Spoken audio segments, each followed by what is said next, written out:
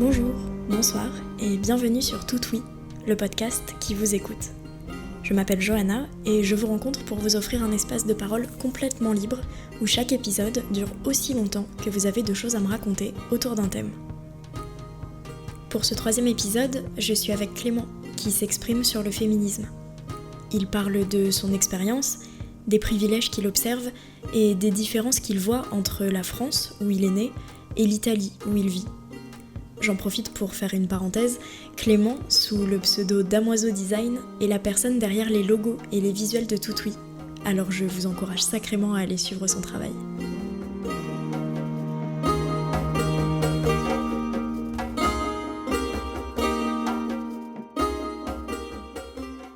Pour moi, le féminisme, c'est qu'il faudrait qu'on arrive vraiment à mettre les deux genres dans le même... Enfin, sans distinction, en fait. Pour moi, c'est ça, le féminisme, c'est pas faire de différence entre les genres, en fait.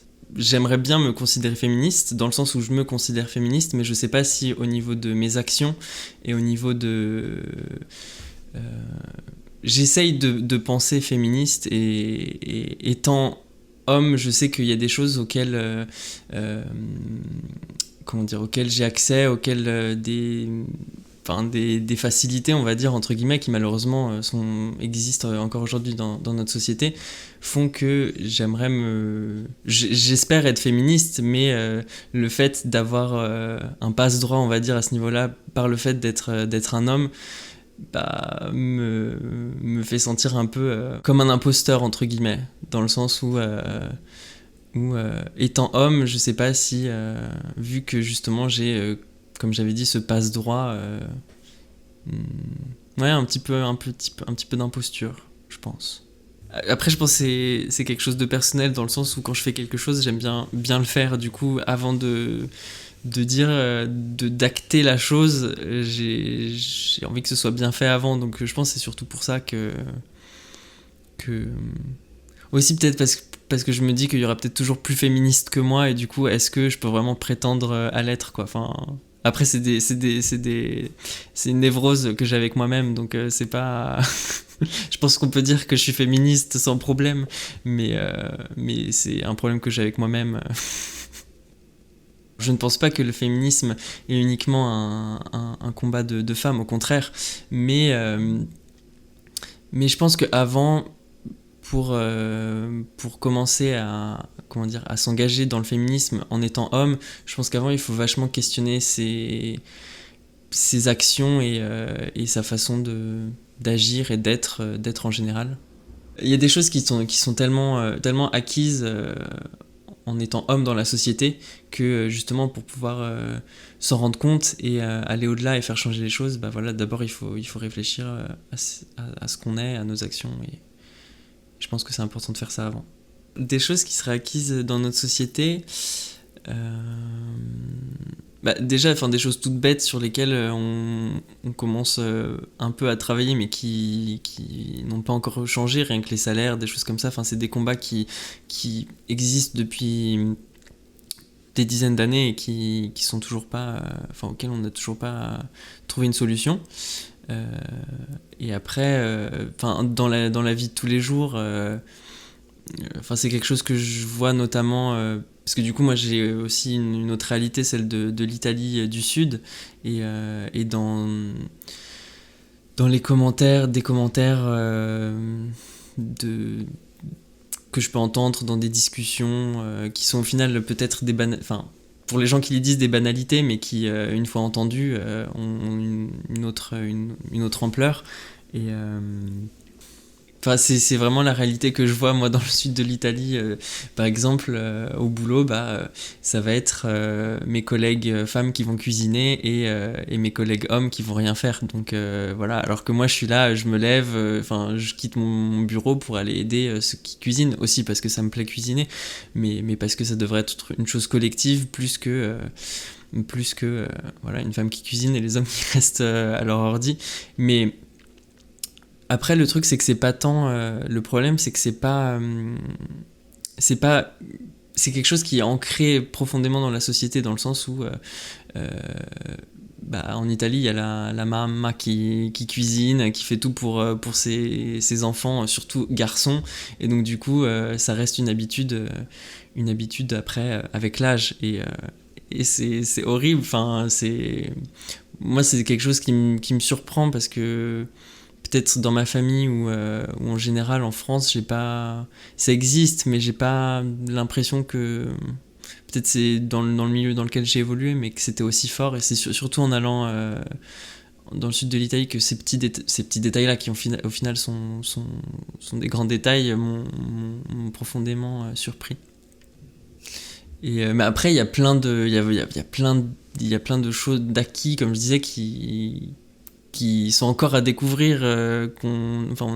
C'est tellement des choses qui sont ancrées dans notre société, qui a toujours été pensée par et pour les hommes, qu'au final, il y a des choses dont on se rendra compte encore dans 10 ans, et on se dira, mais non, c'est inacceptable, quoi. Enfin, à mon avis, ce sera continu, quoi. C'est pas... Il y a beaucoup de choses dont on doit encore se rendre compte. Concernant la question du féminisme en Italie, ce que j'ai pu alors déjà, il faudrait mettre les bases, dans le sens où moi j'ai quand même la réalité du sud de l'Italie, qui est une région, donc les Pouilles, qui est quand même une région assez pauvre, on va dire, que ce soit au niveau économique, même au niveau culturel, bien que ce soit en train de changer. Mais donc du coup, c'est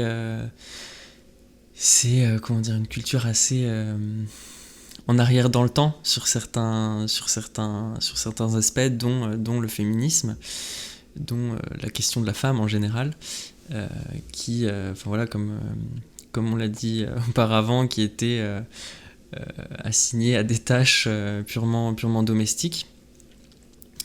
Et ce qui en fait, je pense que c'est surtout ancré dans les habitudes, le fait que même quand on voit les gens dans la rue, la femme italienne est très très féminine, cheveux longs, talons, maquillée, très bien habillée, avec des bijoux, des signes de beauté extrêmement féminins. Et les hommes qui... Alors, ce que je trouve bizarre, c'est qu'au final, l'homme italien est quand même un peu féminin, dans le sens où il va faire beaucoup plus attention à son apparence esthétique qu'un Français, je pense. Je sais pas, c'est quelque chose que j'ai noté. Par exemple, le fait de... par exemple, les sourcils super bien épilés, la barbe extrêmement bien taillée, le bronzage qui doit être parfait. Au final, des démonstrations de virilité, entre guillemets, mais qui sont poussées comme aurait pu l'être, par exemple, je sais pas, un maquillage pour une femme. Pour moi, c'est exactement la même chose, mais du coup, d'une part, une démonstration d'une extrême féminité, et d'une autre part, une démonstration d'une extrême virilité. Il n'y a pas beaucoup d'entre-deux. Et ouais, il y a... à mon avis, en Italie, il y a beaucoup plus de différences faites entre les hommes et les femmes. Là, je parle purement au niveau esthétique, mais aussi au niveau du rôle de la femme dans la société, au travail, etc. Par exemple, là où je travaille, c'est une agence de publicité.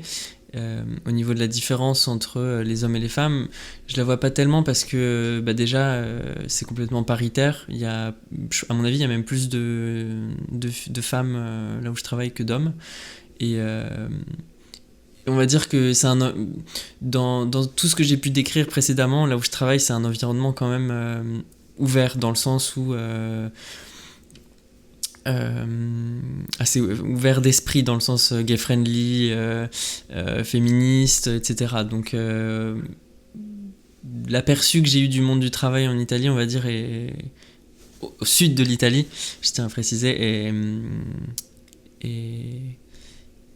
et un exemple différent de ce qui aurait pu l'être dans une autre entreprise, peut-être. Je me souviens pas d'un moment précis où je me suis dit je suis féministe, mais je pense que ça découle beaucoup de l'éducation que j'ai reçue, dans le sens où à la maison... bon, après, on reste dans le stéréotype, mais pour déconstruire le stéréotype, pour le coup, par exemple, à la maison, c'est mon père qui cuisine. Pas dans le sens où ça devrait être ma mère qui aurait dû cuisiner, mais enfin voilà, il y a au niveau des tâches ménagères, enfin c'est partagé. Au niveau de l'éducation que j'ai reçue, si je voulais avoir des jouets entre guillemets de filles, je pouvais avoir des jouets de filles. Enfin, donc je pense que ça a beaucoup aidé. Et après, même après dans ma construction personnelle, au fil des années, avec les gens que j'ai pu rencontrer, etc.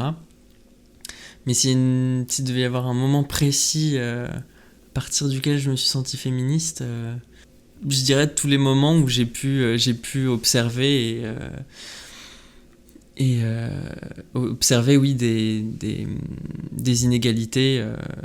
On va dire que c'est des moments clés qui m'ont fait me dire non, ça devrait pas être comme ça, et ça devrait changer.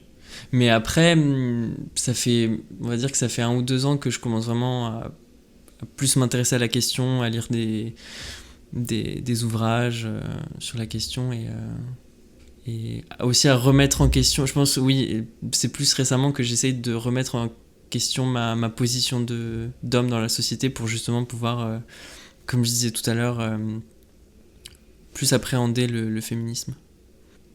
La place de l'homme dans le féminisme, c'est à mon avis surtout une grosse remise en question de tous les acquis qu'on a pu citer précédemment.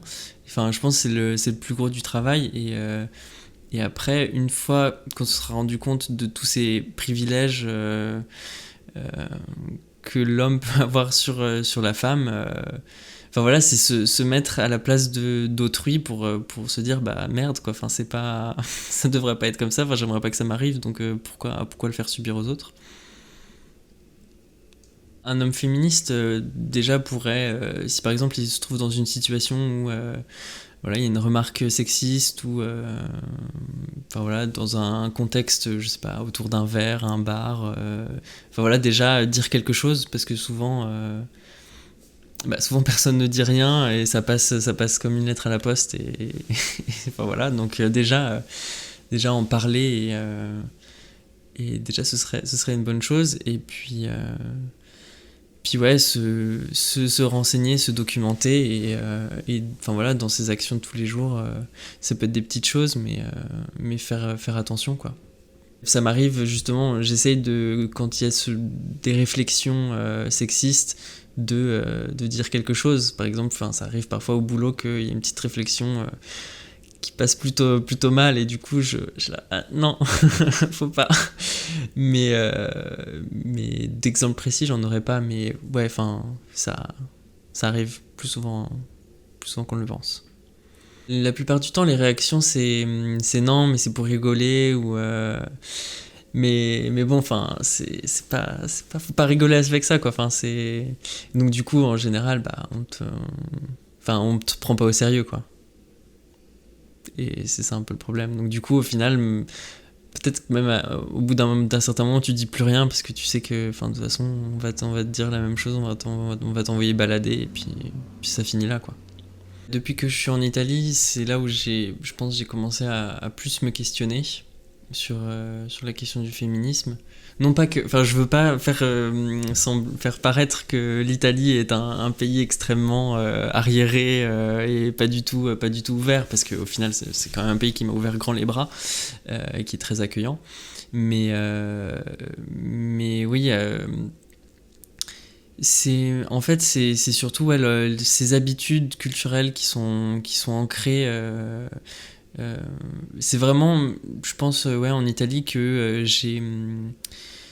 j'ai perçu et ressenti cette séparation très forte entre l'homme et la femme. Je pense à des trucs tout bêtes. Je reviens sur les caractéristiques esthétiques des Italiens. Par exemple, nous en France, on a eu la coupe garçonne. En France, mais je sais pas exactement quand est-ce que c'était, mais à mon avis c'était il y a pas mal de temps. Et c'est plus difficile de trouver, par exemple, il n'y a pas de mélange des genres. C'est plus difficile de trouver, à part dans les générations, dans les nouvelles générations chez les jeunes, mais une femme doit avoir les cheveux longs. Enfin, c'est comment dire, des choses qui sont ancrées, je pense, dans la société, des critères de beauté, des critères culturels, d'habitude. Qui m'ont fait me questionner un peu plus, je pense. Et voilà.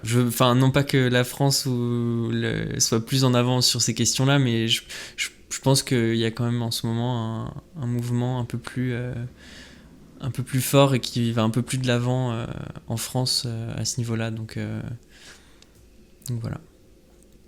Quelque chose qu'il faudrait faire impérativement en Italie pour faire avancer la question du féminisme. Mais en fait, aussi en France, je pense que ce serait l'éducation, de commencer dès l'école, quoi. Enfin, dès les premières années d'école. Que ce soit sur tous les plans, que ce soit au niveau de... je lisais, je sais plus dernièrement, un article des Inrocks, je crois, sur l'éducation sexuelle à l'école, que par exemple on parle plus de l'organe génital masculin que de l'organe génital féminin. Enfin voilà, à ce niveau-là déjà. Et ensuite... dès les premières années d'école, parce qu'au final c'est à l'école que tu construis quand même... t'as une réflexion et qui au final influera énormément sur la personne que tu deviendras plus tard. Et donc déjà au niveau, que ce soit en France ou en Italie, à l'école, vraiment insister là-dessus. Et après, je sais pas, il y a tellement de choses à faire que c'est compliqué d'y penser, mais de trouver ce qui pourrait être fait. Mais déjà, je pense que ce serait une grande chose que de sensibiliser à ça dès le plus jeune âge. Je sais pas si ça pourrait être... En final, c'est un peu comme les cours qu'on avait d'éducation civique, où t'apprenais des trucs tout bêtes sur comment te comporter en société, etc. Enfin, c'est exactement la même chose, quoi. Enfin, c'est comment se comporter avec autrui ce serait...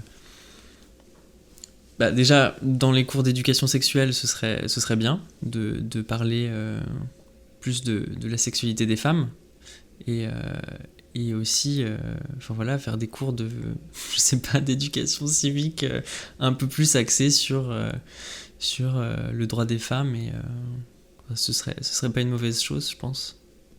J'aurais aimé qu'on m'apprenne en tant que petit garçon que tous ces acquis en fait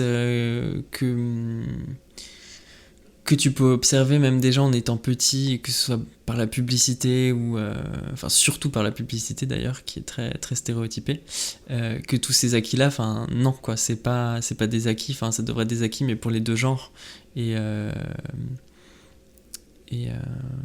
en fait je pense déconstruire tous les stéréotypes qu'on peut avoir autour de nous.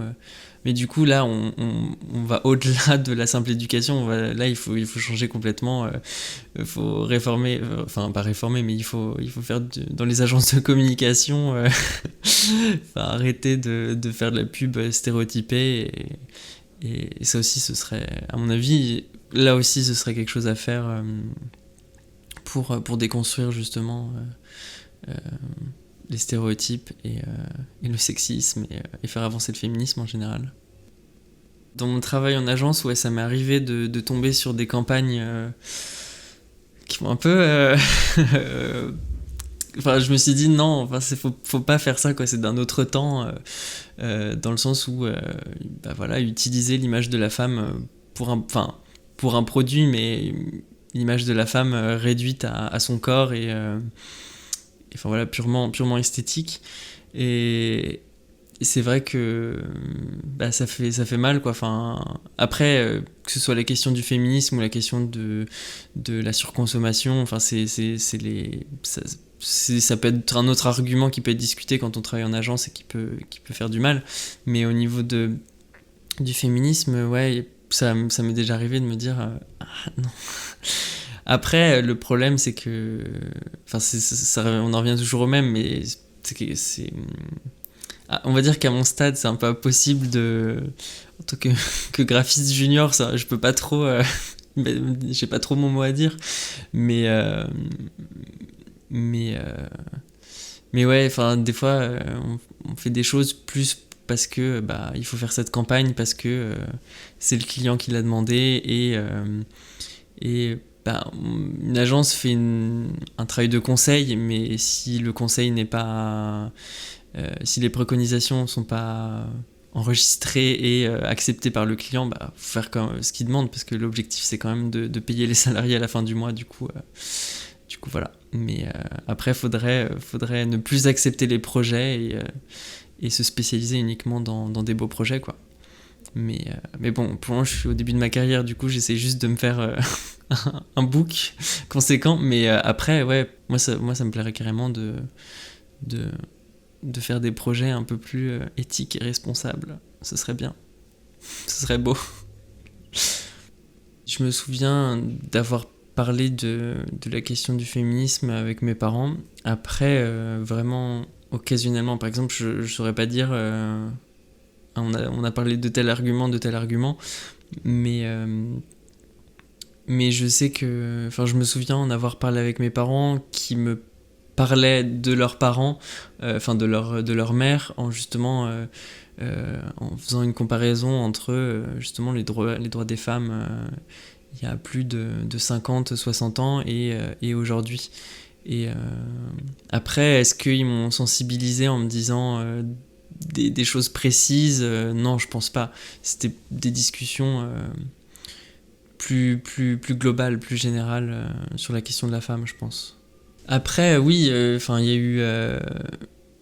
les seuls exemples qui me viennent en tête, il y a eu des débats, par exemple, mais c'était pas uniquement sur la question de la femme, il y avait d'autres arguments qui étaient mélangés, mais par exemple la question du voile, est-ce que c'est une liberté, ou est-ce que c'est un choix, donc une liberté, ou est-ce que c'est quelque chose qui est imposé? Enfin voilà, c'était par exemple je me souviens avec mes parents d'avoir parlé de ça, et donc oui, c'était par exemple s'il y avait un fait de société, un fait d'actualité lié à la question de la femme, on pouvait très bien en parler et avoir un débat là-dessus, et mes parents étaient assez... je dirais pas qu'ils sont... Je sais pas s'ils se sentent féministes ou pas, mais assez ouverts sur la question et progressistes. Je pense que tous les mouvements MeToo, Balance ton porc, sont arrivés au bon moment, j'ai envie de dire, dans le sens où même si ça aurait pu être... tous ces porcs auraient pu être dénoncés bien avant, mais il fallait bien que ça arrive un jour, et c'est arrivé à ce moment-là. Mais je pense que oui, justement, c'est bien, parce qu'on a enfin commencé à vraiment mettre ça sur le... Comment dire ? Proposer cet argument dans le débat public, et il était temps, quoi, pour faire changer les choses. Et après, oui, il y a eu des mouvements un peu anti Balance ton porc et MeToo, mais voilà, on réussira jamais à mettre tout le monde d'accord, et il y aura toujours faut que j'essaye de trouver un terme gentil et pas trop vulgaire, mais voilà, des gens un peu bêtes.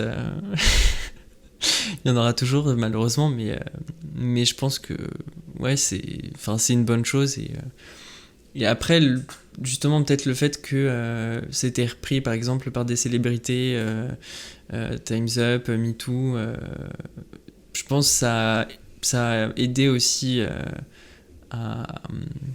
comment dire, à inclure tout le monde dans le débat, et aussi à l'époque dans laquelle on est, avec les réseaux sociaux, voilà, ça a été c'était génial. Non, pas génial de lire tous ces tweets, mais génial que la parole ait pu se libérer de cette façon-là. Alors je sais pas comment va évoluer le féminisme, mais j'ai tendance à être un peu... je sais pas un mélange de parfois optimiste et parfois pessimiste concernant le futur en général. Mais par exemple, je pense ce week-end, il y a eu des marches pour le féminisme. En même temps, il y avait aussi les gilets jaunes, et par exemple, on a plus parlé des gilets jaunes que des différentes marches qui avaient lieu partout en France. Et enfin voilà, c'est... Malheureusement, je sais pas si ça passera au premier plan, quoi. Enfin, on l'a vu ce week-end, et donc, je sais pas trop. Mais à mon avis, c'est que le début, et même si ce sera lent, je pense que... Enfin, déjà, il y a eu ça, avec les mouvements les mouvements MeToo, Balance ton port, déjà, il y a eu ça a insufflé quelque chose, et en peu de temps, il y a eu quand même beaucoup de réflexions et de réflexions qui ont été apportées et qui, selon moi, vont apporter du changement. Après... il reste encore pas mal de chemin à faire. Enfin, quand on voit que le droit de vote a été accordé aux femmes qu'en 1944, il y a encore beaucoup de progrès à faire. Enfin, dans le sens où c'est arrivé tard quand même au niveau de l'histoire en général. Enfin voilà, il a fallu attendre 1944. Et là, on est là aujourd'hui, donc il faudrait essayer d'accélérer un peu les choses, vu que c'est une époque dans laquelle tout est en accéléré. J'espère que ça ira vite.